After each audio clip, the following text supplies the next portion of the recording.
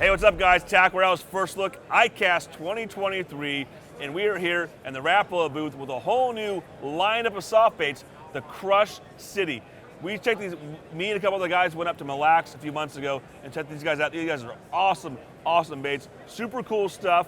You guys, well, at that point, it's supposed to be a secret, but at some point, you were kicking so much butt on these things, it got out of the bag. So walk us through, I guess, the Freeloader was the big one. So let's, before we get into the bait, though, talk about Crush City as a whole and the concept of where it came from. So Rapala gave me this opportunity to go out and they said, look, make 5 of your most needed tournament winning shapes. Okay, so that was sort of a clean slate, you know, a clean check. Whatever you need to make it. And so for me, there's 5 major things that it can't be another soft plastic line, just a soft plastic. Yeah, I gotta switch it up a little bit. And so my mindset was this: there's 5 things that needed to happen. 1, I wanted to have really good colors. Okay. 2, there could not be fluff. Like, it needed to be, everything in the product needs to be there for a reason. All right. 3, durability. I want to make sure it's not too soft, where you only get one bass out of it, or I don't want to make it too hard, where you don't have the action. So it's a really fine line where the consumer gets the most out of bang for its buck. Scent was a huge deal as well. And then last but not least was action. Action's so important because at the end of the day, if I tell you it's doing something, I want to be able to support that with video, underwater video to where I can say, hey, look, this is why it's doing that, and it legitimately truly is doing it, Yeah, not like no BS. It's no BS. We're not selling. And so that's exactly what we did with these products.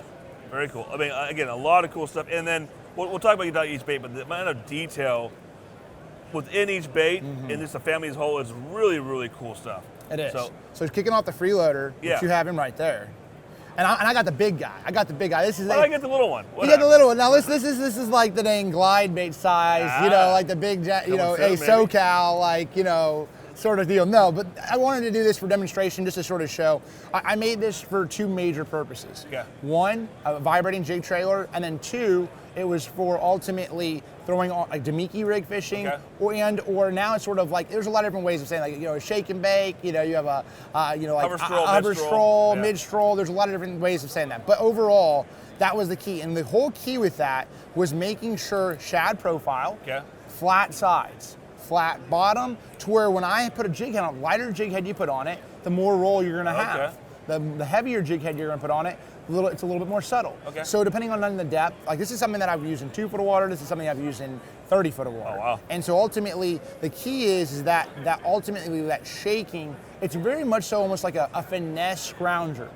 You know, and that's cool. and so this is something that obviously we'll play for years to come, and there's a lot of different things we don't know where this technique is going to go, but it was obviously it's very near and dear to my heart because I've won about $120,000 on this bait, and won obviously the major tournament at Gunnersville on the Freeloader, and caught 19 of my 20 bass on this bait in that tournament. There's no longer a freeloader. If you win 120 grand, I'm like, it's a payloader. It's paying for itself, trust me. It's loading your bank account is what it's doing. It 100% is, and it's special. It really is to me. And if you guys, I'm sure by now you guys have heard about this bait. If you haven't, you're not watching much TV because he's been crushing on this thing. A very cool bait. The Freeloader, available for pre-order. All the baits we have right now available for pre-order. So make sure to check them out, guys. All right, guys, up next, we got the mayor of Crush City, a Swimbait. So what's going on with the mayor? Okay, so now there's a 3-inch and there's a 4-inch size. Okay, both of these are, there you go, 3-inch and a 4-inch size. For me, it really came down with a Swimbait is consistency of the kicking action. That is everything in it, is the whole key. Colors, of course, are dialed in. The issue, one thing that it took me a little bit longer than I anticipated to get it perfect. Really? The key with me is, like, all right, for my whole thing is, like, if I can put it in a pool and I can slowly move it, just tight line it almost, and it's still kicking, then I'm good. And that's what I got it dialed in. The other thing is, with a 4-inch, he is a little bit more subtle, okay? The whole key with it is I didn't want the range of motion to be, sorry about that. You go, show, I didn't want the range of motion, I didn't want that tail kicking back there too vigorously. I wanted it to be so I actually added more meat here to really lock it in, but then also have a good body roll. So consistency. Now I've caught a lot of bass actually at the Clarks Hill event, the MLF Invitational event. I was catching a lot of the spotted bass, largemouth both on this bait over brush. But it's also really good, you know, on the back of a vibrating jig and on a swim jig. A lot of different ways to use it. You know, a bladed swim bait. There's a lot of different things and ways to use it, but that's definitely the big thing there. But in a 3-inch, he was more so, he actually has a lot more thump to him. Okay. So they're both a little bit different. Nice, yeah. He has more thump, he has that body roll, everything, consistent action, all that. But those are really the main two things between them. And that's one thing we talked about earlier when we were off camera. Is like when they came with you guys, you said they give you a blank check. Like whatever you need to do to make this happen, time. We want these to be right. We want them to be perfect. And it wasn't just like, I mean, within each bait, there's different salt content with each different bait. It's not just one plastic to do them all. You guys went into different salt, put salt in different locations, and change the hardness up to get those correct actions. And that's huge. I mean, you're exactly right. And that's what had to go into it. Like, look, we went through 14 different prototypes. 14 to get this bait right. They probably wanted to kill you. Trust me, they wanted to kill me. I'm like, nope. They're like, what do you mean it's right? I'm like, nope. It's like 90% there, but it's not 100% there. And like, that was something that was, like, I want to shout out the PD team. Thank you for not killing me, but we got it right. And that meant the world to me. Yeah. It's obviously got it right because already it's putting money in your boat. You're doing it right, and that's what matters. It's tough sometimes to get the stuff right and make it good, but in the end results is what matters. Yep. And clearly, they're working right because this guy's put what $229,000. You told me $249,000 to this day in just some way, from Crush shape, City. or form from Crush City in the last 7 months. That's insane. So if you guys want some money, tie these guys on. So again, this is the Mayor. Their paddle tail style swimming available in a 4-inch and in the 3-inch. For pre-order right now on Tackle Warehouse. Up next, you want to go for a ride, jump on the back of the Bronco bug. Very cool bait. This one was a unique looking bait. It is. And I mean, it looks cool, but when I saw it in the water, I was like, damn, it looks really cool. So tell us about the new Bronco bug, bud. Yeah, so the Bronco bug is, it took some time to perfect this one as well. And this is one that definitely had a lot to do with salt and the placement of the salt. Putting more, salt in the legs, having more weight in the legs was super key. The first thing you're going to look at this bait, it's a little bit more, has a little bit more meat to it.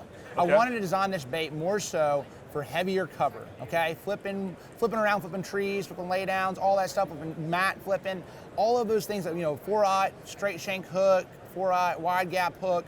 That was my mindset really when it came down to it. And it works great on a swing head, on that stuff too, but I wanted durability. And so each side, on the body itself, it has these raised ribs. So where you can Texpose on each side, Those raised ribs allows you to have that little slot there. Nice. And then if you break, if you tear that, you can go back down into the body, or you can swap sides. So that just gives the consumer an opportunity to have 1 or 2 more fish, on the same bait. Aren't you sure sell baits, not conserve? But well, yeah, I mean, I am, but like to me, like I'm also a fisherman too. 100%, yeah. So like for me, like it comes down to like when I'm on the water, right? Yeah.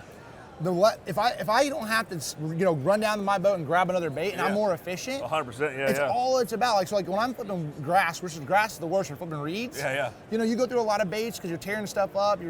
So if I can figure out if I can make it the perfect thickness where I can get away and I can be more efficient, I'm gonna have a better chance to win tournaments or make top 10s or get checks. And so that's efficiency. So that ultimately translates to helping the consumer and give them more opportunity to catch more fish on just one bait. And again, maybe talk a little more about the hinge design of his legs. Absolutely. So then the hinge, going down to the meat part and the bottom of this, it really has an undulating action. It swims very much like a dolphin kick. And the hinge right here was really a key part of really imparting a unique action. When it hits the bottom, these legs come forward because there's so much salt, and come forward, hit the front, and then they'll come back to a resting position. And that is like, I've seen them now that we have active target and live scope and stuff like that, I can see those fish, I'll pitch it to them. They run sliding down to there. And then those legs, I don't see the legs coming up, but I know what's happening. And you get that bite. I think that's a bite trigger, especially knowing those certain things, pitching an individual fish, especially when they're on craws. They're not sitting there asking questions. And they see that doop. So that's a really cool. And then obviously the undulating action of this bait is really cool. I've had a lot of fish when you're reeling it up because it's a fleeing crawfish. Boom, they eat it, And so those are really the deal. I mean, obviously, It was fun to work on this one to get it right and add some cool features to the bait. A very cool, unique, innovative kind of bait. Something different than lots that we've seen out there before. Again, it's a cool looking bait. But you have to see it in the water. It's an insane looking action. Very cool stuff. Again, durable. You chew it up, turn it around, put it back on. You keep fishing. You're efficient, spending less money and making more money at the same time. That's the game. Again, the Bronco. Very cool bait, you guys. Want to check this one out? Available for pre-order right now on Tackle Warehouse. All right, guys, up next, another Craw style bait. This one's really going to clean up for you, the clean up Craw. Let's walk us through this one, Jake. Yeah, I mean, you always need a really good solid craw bait, okay. you know, and so this one really, I wanted a little bit thicker body. Okay. So, of course, a great swim jig trailer, great jig trailer, football jig.